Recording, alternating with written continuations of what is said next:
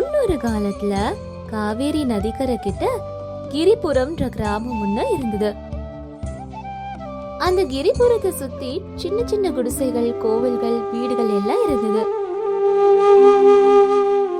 அந்த ஊர்ல யாரு கல்யாணம் பண்ணிக்கிட்டாலும் ஒண்ணு அந்த ஊரை சேர்ந்தவங்கள பண்ணுவாங்க, இல்ல அக்கம் பக்கத்துல ஊர்ல இருக்கவங்க பண்ணுவாங்க.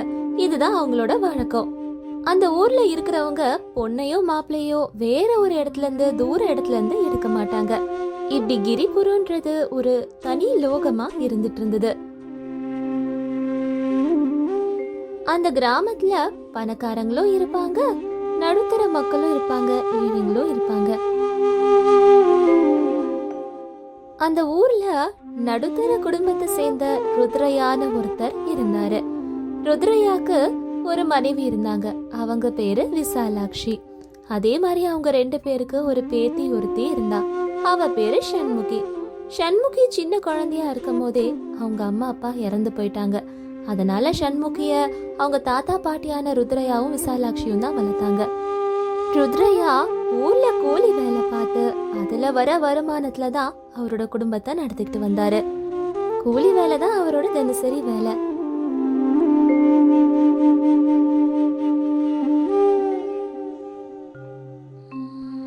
சண்முகிய படிக்க வைக்கிற அளவுக்கு அவங்களுக்கு அவ்வளோ வசதி இல்லாததுனால சண்முகி வீட்டில தான் இருப்பா அவங்க தாத்தா பாட்டி கூட. சின்ன வயசுல இருந்தே எல்லா புத்தகங்களையும் படிக்க அவங்க தாத்தா கிட்ட இருந்து கத்துக்கிட்டா சண்முகி.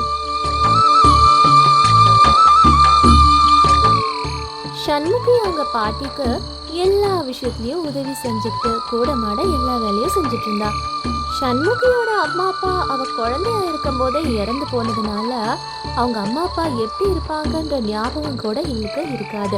அதே மாதிரி என்னைக்குமே சண்முகி அவங்க அம்மா அப்பா வேணும்னு அவங்க தாத்தா பாட்டி கிட்ட கேட்டதே இல்லை. தாத்தா பாட்டி தான் சண்முகியோட உலகமாவே இருந்தாங்க. தாத்தா பாட்டிய அம்மா அப்பாவா ஏத்துக்கிட்டு வாழ்ந்துகிட்டு இருந்தா. அப்படியே சில நாட்கள் போயிட்டு இருந்தது.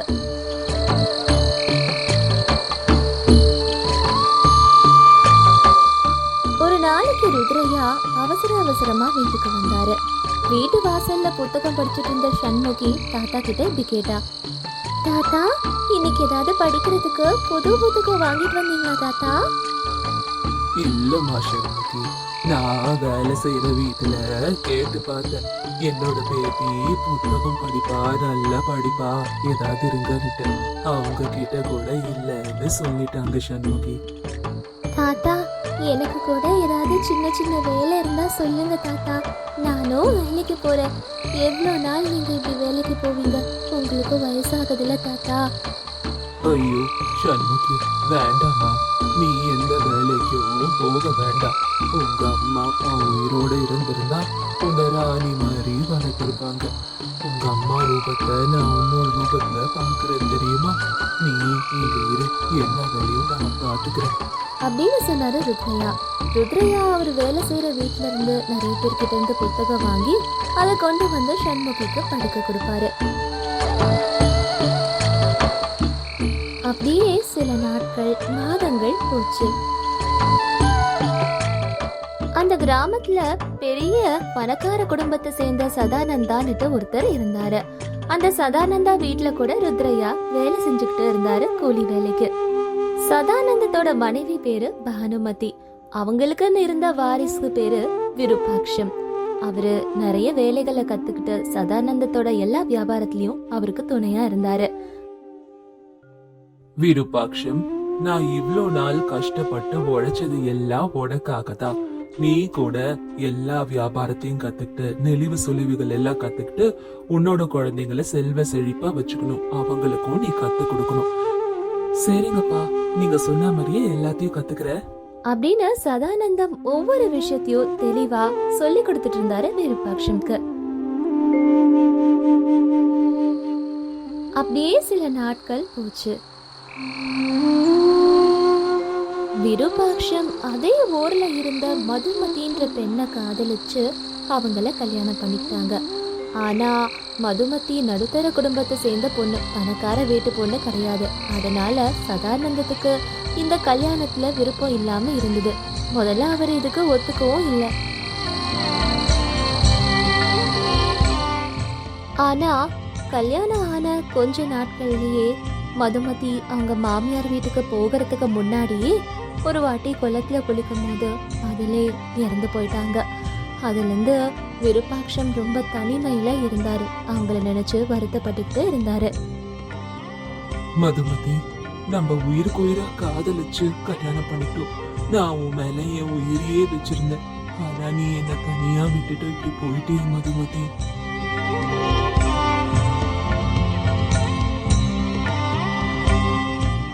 அந்த ஊர்ல இருந்த எல்லாரும் சதானந்தத்தை பத்தியோ மதுமதி பத்தியோ விருப்பாட்சம் பத்தியோ கதைகளை பேசிக்கிட்டு இருந்தாங்க. சதானந்த ஐயா எவ்வளோ கஷ்டப்பட்டு பணம் சம்பாரிச்சாரு. ஆனா விதிய பாத்தியா, அவரும் அனுபவிக்க முடியாது, பையனும் அனுபவிக்க முடியாது, வாரிசும் இல்ல. ஆமா ஆமா, அவரு கஷ்டப்பட்டு சம்பாரிச்சு என்ன பிரயோஜனம்? அதான் அவங்க மருமக இறந்து போயிட்டாலே. குடும்பத்துக்கு வாரிசு இருந்தா தானே நல்லா இருக்கும். இப்படி ஊர்ல இருக்க எல்லாரும் பேசுறது சதானந்தத்துக்கு ரொம்ப வருத்தமா இருந்தது.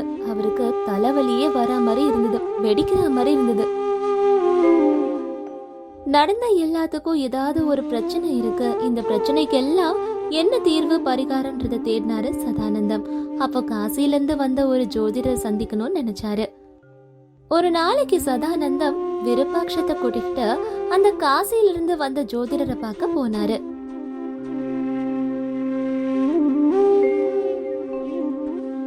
சதானந்தமும் விருப்பாட்சமும் நடந்தேதான் போனாங்க அந்த ஜோதிடரை பார்க்க. கொஞ்ச நேரத்திலேயே அவர் இருக்கிற இடத்துக்கு வந்து சேர்ந்தாங்க. ஆனா அந்த ஜோதிடரை பார்க்கறதுக்கு ஏற்கனவே நிறைய பேர் கியூல இருந்துட்டு இருந்தாங்க. சதானந்தத்துக்கு இருக்க செல்வாக்குனால அவங்க எல்லாருக்கும் முன்னாடி போய் ஜோதிடம் பார்க்கலாம்னு நினைச்சாரு சதானந்தம். அதனால எல்லாருக்கும் முன்னாடி அவர் போய் ஜோதிடம் பார்க்க போனாரு. சதானந்தம் அந்த ஜோதிடர் கிட்ட விருப்பாட்சத்தோட கைரேக அப்புறமா ஜாதக கட்டம் எல்லாத்தையும் கொடுத்தாரு. இதை எல்லாத்தையும் பார்த்த ஜோதிடர் கொஞ்ச நேரம் யோசிச்சுக்கிட்டே இருந்தாரு.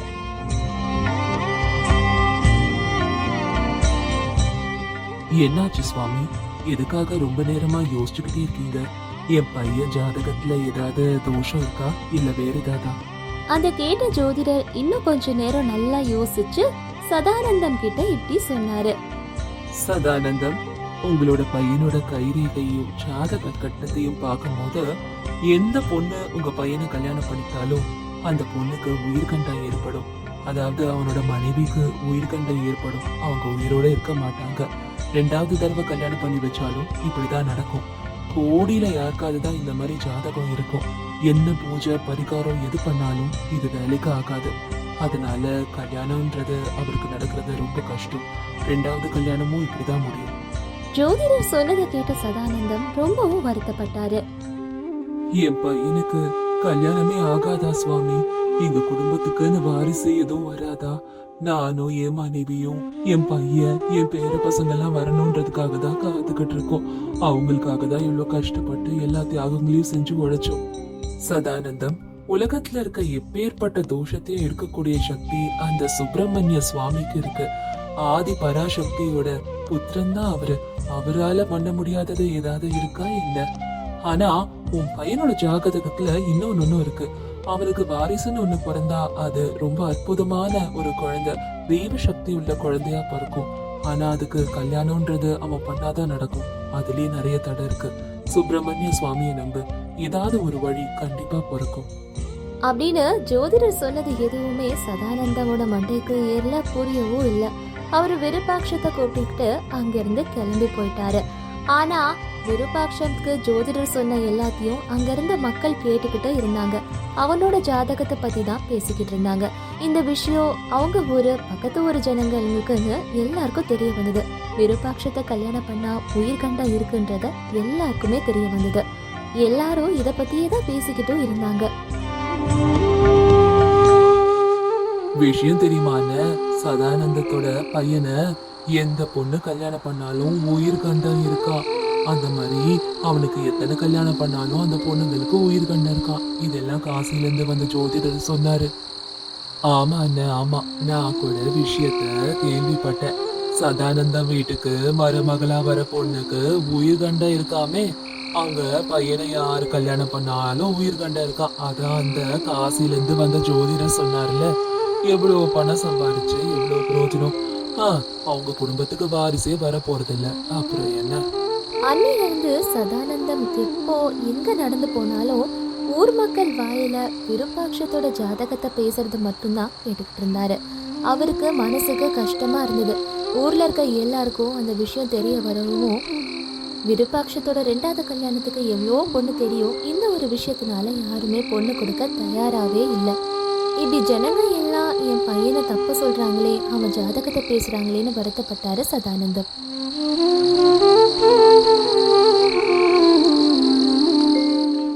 என்ன விஷயத்த கேள்விப்பட்டீங்களா? சதானந்தத்தோட பையன் விருப்பாட்சம் இருக்கால, அதான் அவ முதல் மனைவி கூட குளிக்க போகும்போது ஆத்துல இறந்து போயிட்டாளே. அந்த பையனுக்கு கல்யாணம் பண்ணி வச்சா உயிர்கண்டம் ஏற்படுமா, அந்த பொண்ணுக்கும் ஏற்படுமா, இவனுக்கும் ஏற்படுமா. பாவம் சதானந்தம் இவ்வளோ காலமா கஷ்டப்பட்டு உழைச்சான். எல்லாம் அவன் குடும்பம் நல்லா இருக்கணும், ஒரு வாரிசு வரணும், அந்த வாரிசுங்க அனுபவிக்கணும்னு. அதுக்குதான் வழி இல்லையே, எல்லாம் போன ஜென்மத்து பாவம். இப்படின்னுட்டு ஊர்ல இருக்க எல்லாரும் பேசுறது சதானந்தத்துக்கு வருத்தத்தை உண்டாக்குச்சு. ஆனாலும் சதானந்தம் எப்படியாவது என் பையனுக்கு 2வது கல்யாணம் பண்ணி வச்சு ஒரு வாரிசை பார்க்கணுன்றதுல ரொம்ப தீர்மானமா இருந்தாரு. ஆனா சதானந்தத்தோட பையன் விருப்பாட்சம்க்கு இப்படி ஒரு ஜாதக பிரச்சனை இருக்கிறதுனால யாருமே பொண்ணு கொடுக்கறதுக்கு முன் வரவே இல்லை.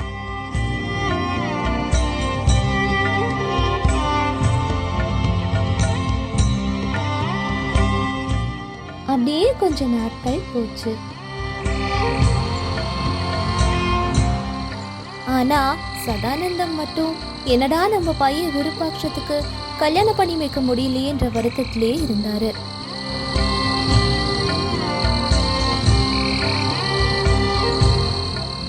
விருப்பாட்சம் கூட மதுமதியோட மரணத்தை நினைச்சு வருத்தப்பட்டாரு.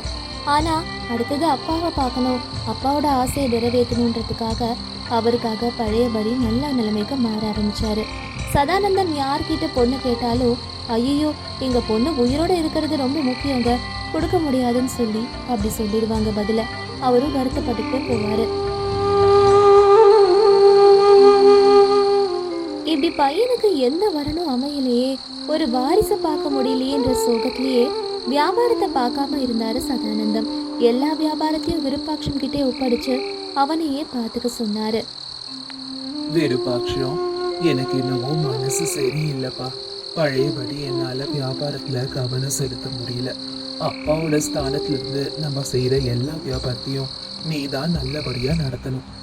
சரிங்கப்பா, நீங்க என்ன சொல்றீங்களோ அப்படியே செய்யறேன். நீங்க சொல்லி கொடுத்த எல்லாமே எனக்கு ஞாபகம் இருக்கு. நான் இன்னும் நல்லா உழைச்சு நம்ம வியாபாரத்தை இன்னும் நல்ல நிலைமைக்கு கொண்டு போவேன்ப்பா அப்படின்னு சொல்லிட்டு விருப்பாட்சம் வியாபாரத்தை பார்க்கறதுல ரொம்பவும் பிஸியா இருந்தாரு.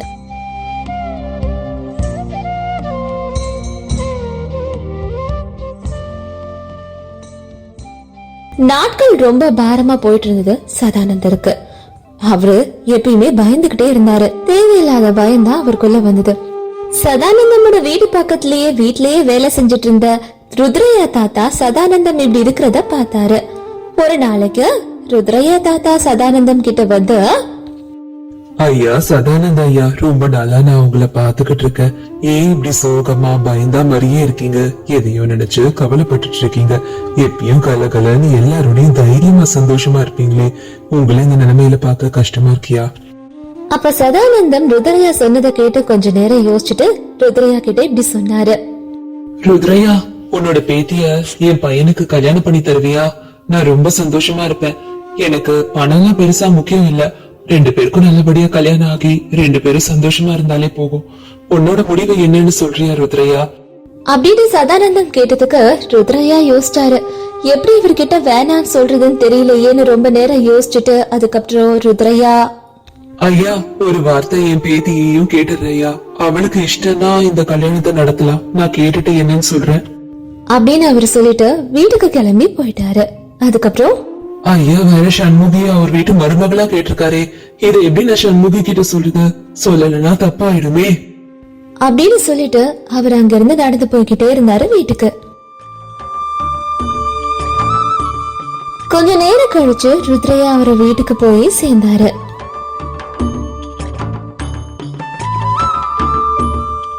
நடந்த எல்லாத்தையும் அவரோட பேத்தி சண்முக கிட்ட ரொம்ப விவரமா சொன்னாரு ருத்ரையா.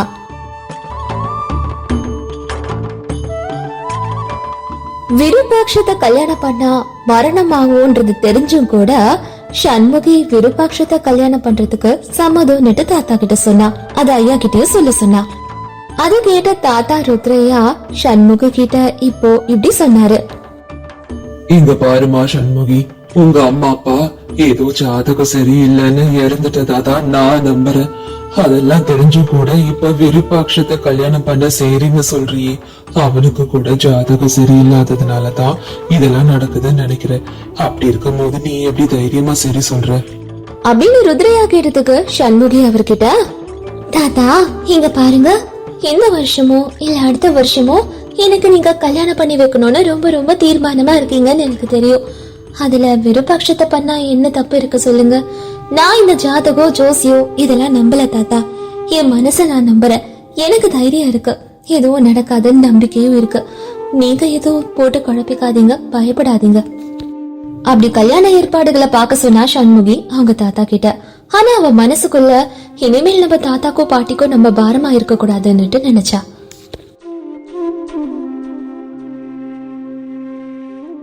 கொஞ்ச நாட்கள் வாரங்கள் கழிச்சு சதானந்தமும் ருத்ராட்சமும் அங்க சண்முகிக்கும் விருப்பாட்சத்துக்கும் அவங்க கிராமத்திலே இருந்த கோவில்ல கல்யாணம் நடத்தி வச்சாங்க. விருப்பாட்சமும் சண்முகியும் ரொம்ப ரொம்ப அந்யோன்யமா இருந்தாங்க.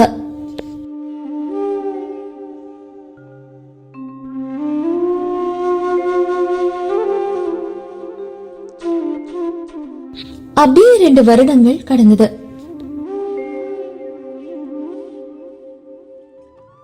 அந்த கிராமத்துல இருக்க எல்லாரும் சண்முகியோட அதிர்ஷ்டமான ஜாதகத்தினாலதான் அவ இந்த கண்டத்துல இருந்து தப்பிச்சதா எல்லாரும் கதை கட்டி பேசிட்டு இருந்தாங்க. சண்முகி இது ரொம்ப அதிர்ஷ்டமான ஜாதகம்னு நினைக்கிறேன். பாத்தியா, கல்யாணமாகி 2 வருஷம் ஆகியும் அவ உயிரோட இருக்கா. அதிர்ஷ்டக்காரிதான் இந்த சண்முகில. அப்படி இல்ல எதுவும் சொல்லிடாத. 2 வருஷம் தானே ஆகுது, இன்னும் 30 வருஷம் இன்னும் ஆகலையே. அந்த விருப்பாட்சத்தோட ஜாதகத்திலேயே இருக்கு யார் கல்யாணம் பண்ணாலும் இறந்துருவாங்கன்னுட்டு. இனி நடக்க போறதான்னு பாப்போம். ஒருவேளை ஜோசியர் சொன்ன மாதிரி ஏதாவது ஒரு நல்ல குழந்தை பிறந்தா அவங்கள காப்பாத்தலாம்னு நினைக்கிறேன். இந்த மாதிரி தினமும் அந்த ஊர்ல இருக்க எல்லா ஜனங்களும் இதே மாதிரி கதைகளை பேசிக்கிட்டு இருந்தாங்க. அதெல்லாம் இவர் கேட்டாரு.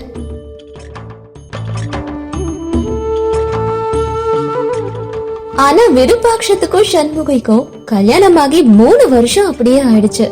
ஒரு குழந்தை இல்லையேன்னு எல்லாருமே ரொம்ப கவலையோட இருந்தாங்க. நாட்கள் போகுது, வருடங்கள் போகுது, அவங்க வீட்டுக்குன்னு வாரிசு இல்லையேன்னு எல்லாரும் கவலைப்பட்டாங்க. சதானந்த ஐயா கூட அவங்க வீட்டோட முதல் வாரிசுக்காக காத்துக்கிட்டு இருந்தாரு. அப்படியே 5 வருஷமும் கடந்து முடிஞ்சது. மறுபடியும் அந்த ஊர்ல இருக்க ஜனங்க எல்லாருமே சதானந்த ஐயாவோட குடும்பத்தை பத்தியே பேசிக்கிட்டு இருந்தாங்க. சதானந்த ஐயா எவ்வளவு பெரிய ஆளு, எவ்வளவு ஆஸ்தி அந்தஸ்து எல்லாம் இருக்கு அவருக்கு. பையன் இருக்கான், இப்ப மருமக இருக்கா. 5 வருஷம் ஆகியும் நல்லாதான் இருக்காங்க. ஆனா பாத்தியா, இந்த ஆஸ்தி அந்தஸ்தெல்லாம் அனுபவிக்கிறதுக்கு அவங்க வீட்டுக்குன்னு ஒரு வாரிசு இல்ல. இவ்வளவு உழைச்சு என்ன பிரயோஜனம் அப்படின்னு பேசிட்டு இருந்தாங்க. இந்த ஜனங்க எல்லாம் பேசுறத கேட்டு கேட்டு பழகின சதானந்தத்துக்கு ரொம்ப ரொம்ப மனசு உடைஞ்சு போயிருந்தாரு. ஒரு நாளைக்கு அவரு சண்முகி வீட்டுக்கும் விருப்பாட்சம் வீட்டுக்கும் போய் 2 பேரையும் கூப்பிட்டு இப்படி பேசினாரு அவரு. இங்க பாருமா சண்முகி, உனக்கு சந்தான பாக்கியமே இல்லன்னு நினைக்கிறேன். என் வீட்டுக்குன்னு ஒரு வாரிசு உன்னால கொடுக்க முடியல. இந்த வீட்டுல நீ இருக்கிறதே தப்புன்னு நினைக்கிறேன். சதானந்த ஐயா பேசினதுக்கு விருப்பாட்சமும் சண்முகியும் அமைதியாதான் இருந்தாங்க.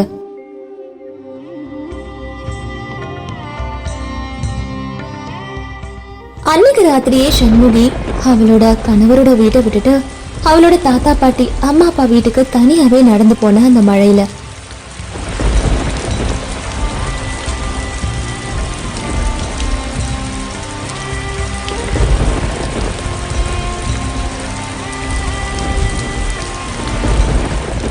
நடந்த எல்லா விஷயத்தையும் அவங்க தாத்தா கிட்ட சொன்னா சண்முகி.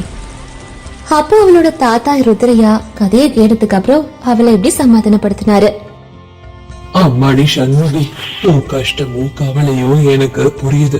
5 வருஷம் ஆகியும் ஒரு வாரிசு கொடுக்க முடியலன்னா இந்த ஊர்ல இருக்கவங்க எல்லாம் இப்படிதான் கதை கட்டுவாங்க. எனக்கும் பாட்டிக்கும் கல்யாணம் ஆகி ரொம்ப வருஷத்துக்கு குழந்தையே இல்ல. நாங்க சுப்பிரமணிய சுவாமி நம்ம முருகனை பூஜை செஞ்சோம். எங்களுக்கு குழந்தை பாக்கியம் கிடைச்சு உங்க அம்மா பிறந்தா. உங்க அம்மா அப்பாக்கு கூட கல்யாணம் ஆகி ரொம்ப வருஷத்துக்கு நீ பிறக்கல. அவங்களும் முருகனுக்கு பூஜை செஞ்சு எல்லா வழிபாடுகளையும் செஞ்சதுக்கு அப்புறம் தான் நீயே அவங்களுக்கு பிறந்த. நான் சொல்றத கேளு. முருகனை நினைச்சு விரதம் இருந்து பூஜை பண்ணு. சுப்பிரமணிய சுவாமி உனக்காக மனம் இறங்கி உனக்கு குழந்தை பாக்கியத்தை தருவாரு. எனக்கு நம்பிக்கை இருக்கு. அவரை மனசார வேண்டிக்கும். அவர் எல்லா சகல சந்தோஷமும் சௌபாகியமும் கொண்டு அதிர்ஷ்டமான ஒரு குழந்தைய உனக்கு கொடுப்பாருன்றதுல எந்த ஒரு சந்தேகமும் உனக்கு வேண்டாம். நம்பிக்கையோடு செய். அவரோட அருள் உனக்கு என்னைக்கும் இருக்கும் அப்படின்னு ருத்ரையா சண்முகிய சமாதானப்படுத்தினாரு. அடுத்த நாள் காலையில விடிஞ்சதுமே ருத்ரையா சண்முகிய சதானந்தமோட வீட்டுக்கு கூட்டிட்டு போய் அவர் சதானந்தம் கிட்ட இப்படி சொன்னாரு. ஐயா, எனக்கு புரியுது ஐயா. என்னோட பேத்திக்கு உங்க பையனை கல்யாணம் பண்ணி வச்சீங்க. 5 வருஷம் ஆகியும் குழந்தை பிறக்கல. அதனால கோவமா இருக்கீங்க. என்ன நம்புங்க ஐயா, நான் அவளுக்கு பூஜை எல்லாம் சொல்லி கொடுத்திருக்கேன். கண்டிப்பா சுப்பிரமணிய சுவாமி அவர் அருள் கொடுப்பாரு அப்படின்னு சதானந்தம் கிட்ட ருத்ரையா சொன்னாரு. சதானந்தம்க்கு என்னவோ ருத்ரையா சொன்னதுல நம்பிக்கையே இல்ல. ஆனா அவரு ரொம்ப தொந்தரவு கொடுக்கவும் ரொம்ப ரொம்ப எடுத்து சொல்லவும் இஷ்டமே இல்லைன்னா கூட சண்முகி இதே வீட்டுல இருக்கட்டும், என் பையனோட இருக்கட்டும்னுட்டு சொன்னாரு. அதுக்கப்புறமா ருத்ரையா அங்கிருந்து கிளம்பினாரு. சண்முகி அதுக்கப்புறமா அவங்க தாத்தா சொல்லி கொடுத்த மாதிரி தினமும் விளக்கு போடுவா சுப்பிரமணிய சுவாமிய நினைச்சு. நம்மளோட முருகரை நினைச்சு விரதம் இருந்து பூஜைகள் செஞ்சு பிரார்த்தனை பண்ணி அவருக்காக விளக்கு போட்டுக்கிட்டு இருந்தா சண்முகி. தனக்கு குழந்தை பாக்கியம்காக மனமுருகி வேண்ட ஆரம்பிச்சா சண்முகி. முருகா, கார்த்திகேயா, சண்முகா, உன்னோட தரிசனத்தை எனக்கு கொடுத்த அருள் கொடு முருகா. உனக்குன்னு ஒரு ஆலயம் இந்த ஊர்லயே இல்ல. எனக்கு உன்னை பார்க்கணும், தரிசனம் பண்ணணும், குழந்தை பாக்கியம் கிடைக்கணும்.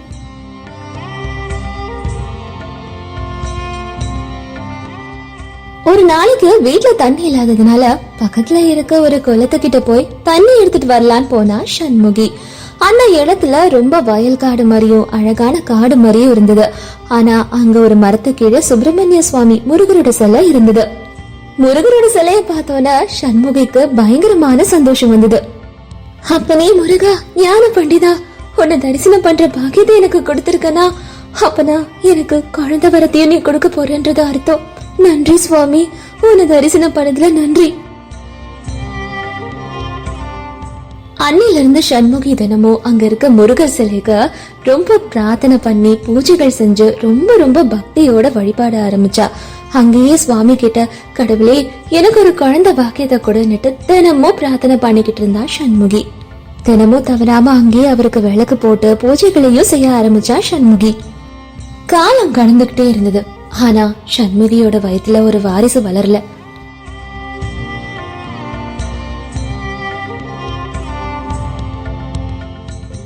சதானந்தனுக்கு இன்னும் விருப்பாட்சத்து மேலயும் சண்முகி மேலயும் கோவம் அதிகமாக ஆரம்பிச்சது. ரொம்ப கோவத்தோட சதானந்தம் அவங்க வீட்டுக்கு போய் அடுத்த நாளே இந்த வீட்டை விட்டு சண்முகிய வெளியே போக சொன்னாரு அவரு. இங்க பாரு சண்முகி, உனக்கு குழந்தை பாக்கியமே இல்லைன்னு நினைக்கிறேன். உன்னால இந்த வீட்டுக்கு ஒரு வாரிசை உருவாகாதுன்னுட்டு நான் நம்புறேன். நான் உனக்கு எவ்வளவு காசு வேணா தரேன். முதல்ல இந்த வீட்டை விட்டு வெளியே போ. என் பையனோட வாழ்க்கையில இருந்து நீ வெளியே போ. இனி நீ இந்த வீட்டுல இருக்கவே கூடாது அப்படின்னு ரொம்ப கோபமா சதானந்தம் சண்முகிய பார்த்து சொன்னாரு. இதுதான் உனக்கு கடைசி நாள் இந்த வீட்டுல, முதல்ல நீ இந்த வீட்டை விட்டு வெளியே போ அப்படின்னுட்டு கோபமா சொல்லிட்டு போயிட்டாரு. அதுக்கப்புறம் அவர் அங்க இருந்து கிளம்பி போயிட்டாரு. ஆனா இவங்க 2 பேரும் வருத்தப்பட்டாங்க. ராத்திரி முழுக்க தூங்காம கண்ணை முழிச்சுக்கிட்டு அழுதுகிட்டே இருந்தா சண்முகி. அவ மனசுல இருக்க எல்லா கவலையையும் அவளோட கணவர் விருப்பாட்சத்துக்கிட்ட சொல்லணும்னு நினைச்சா சண்முகி. கவலைப்படுறதை தவிர வருத்தப்படுறதை தவிர வேற வழி இல்லைன்னு, என்னங்க, என்னோட கஷ்டத்தையும் கவலையையும் நான் யார்கிட்ட சொல்ல முடியும்? நீங்க உங்க அப்பாவை எதிர்த்து பேசவே மாட்டேங்கிறீங்க. நான் என்னங்க பண்ணுவேன்? குழந்தை வரலனா நீங்க எனக்கு ஆதரவா பேசுவீங்கன்னு நினைச்சேன். என் கஷ்டம் எல்லாத்தையும் சுப்பிரமணிய சுவாமி என் முருகன் கிட்ட சொல்றது தவிர வேற யாரும் இல்ல.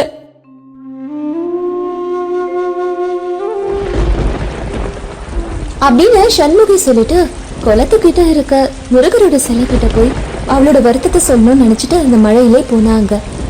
அப்பனே முருகா, நான் ரொம்ப கஷ்டத்துல இருக்கேன். எல்லாரும் என்ன காயப்படுத்துறாங்க. என்னால குழந்தை பெத்துக்க முடியாதுன்னு என்ன திட்டுறாங்க. நான் என்ன தப்பு பண்ணேன்? என் தாத்தா உனக்கு விலகு போட்டு ரொம்ப பக்தியோட பூஜை செய்ய சொன்னாரு. நான் உன்கிட்ட உண்மையான பக்தியோட தானே இருக்கேன். என் வீட்லயே ஒரு குழந்தைய உருவாக்க சுப்பிரமணிய சுவாமி முருகா, எனக்கு உன்கிட்ட சொல்றதை தவிர யார்கிட்ட சொல்ல முடியும் என் கஷ்டங்களை? உன்னை தவிர எனக்கு யாரும் இல்லைன்னு தெரியல. அப்படி ரொம்ப கவலையோட அழுதுகிட்டே அந்த ராத்திரி முழுக்க சுப்பிரமணிய சுவாமி முருகரோட செல்லக்கிட்டேயே இருந்தா சண்முகி.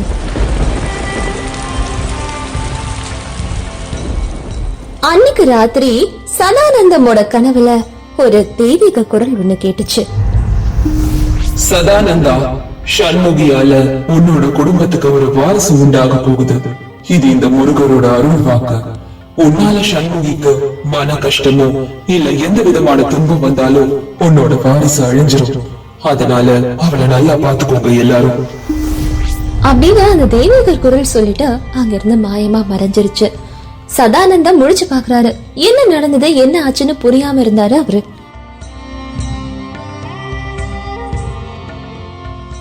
அன்னில இருந்து சதானந்தம் சண்முகிய எதுவுமே சொல்லல. மறுபடியும் அவளை வீட்டை விட்டு போக கூட சொல்லல சதானந்தம்.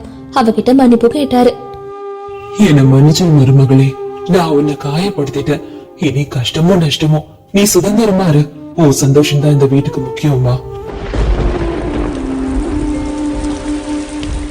அதுக்கப்புறமும் கூட தினமும் மாதிரி சண்முகி கொளுத்துக்கிட்ட இருக்க முருகர் சிலைக்கு போய் அவர்கிட்ட பிரார்த்தனைகளை வைக்க ஆரம்பிச்சுக்கிட்டே இருந்தா.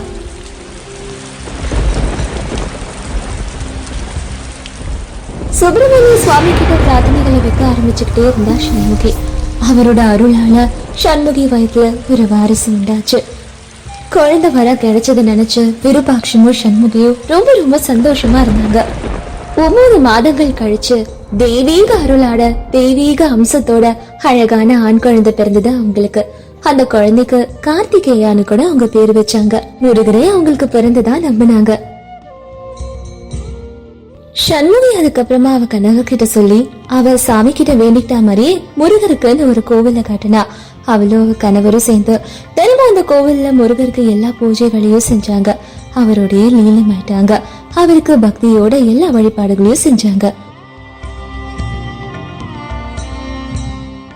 முருகருக்கு கோவில் கட்டின அந்த ஊர்ல நிறைய பேர் வர ஆரம்பிச்சாங்க. குழந்தை பாக்கியம் இல்லாதவங்க, கல்யாணம் ஆனாதவங்கன்னுட்டு நிறைய பேர் அங்க வந்து சாமியை தரிசனம் பண்ணி பிரார்த்தனை பண்ணி பக்தியோட தூய்மையான மனசோட வழிபாடு செஞ்சு பூஜைகளை செஞ்சு நிறைய பேருக்கு குழந்தை பாக்கியம் கிடைச்சிருக்கு. குழந்தை இல்லாத தம்பதியர் முருகர மனசார தூய்மையான மனசோட வழிபாடு செஞ்சு இருந்து பூஜைகள் செஞ்சாங்கன்னா அவரோட அருளாலே தெய்வீகமான ஒரு குழந்தை பிறக்கும்ன்றது ஐதீகம். கடவுளே பிறக்கிறதா நம்பப்படுது. இந்த கதை உங்க எல்லாருக்கும் பிடிச்சிருந்ததுன்னா வெற்றிவேல் முருகனுக்கு அரோகரான கமெண்ட்ல போடுங்க. இதே மாதிரி தெய்வீகமான கதைகளை கேட்க கண்டிப்பா ஆராத்யா டேல்ஸை சப்ஸ்கிரைப் பண்ணுங்க. உங்க ஃப்ரெண்ட்ஸ் அண்ட் ஃபேமிலிக்கு மறக்காம ஷேரும் பண்ணுங்க. நன்றி, வணக்கம். வெற்றிவேல் முருகனுக்கு அரோகரா.